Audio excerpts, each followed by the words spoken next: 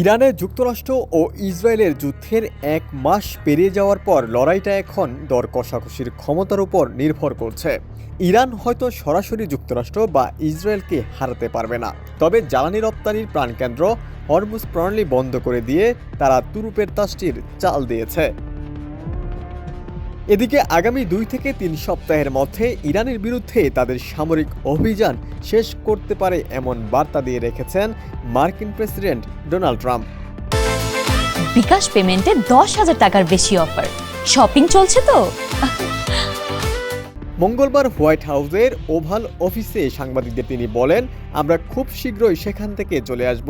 এই প্রস্থান বড়জোর ২ থেকে ৩ সপ্তাহের মধ্যেই হতে পারে।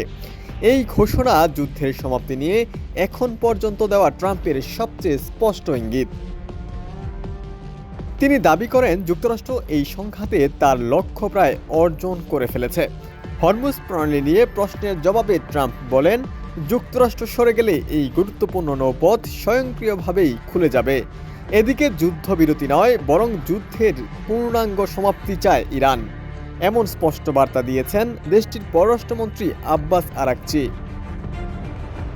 তিনি বলেছেন, যে কোনো সমাধানে ভবিষ্যতে হামলা বন্ধের নিশ্চয়তা এবং ক্ষতিপূরণ থাকতে হবে।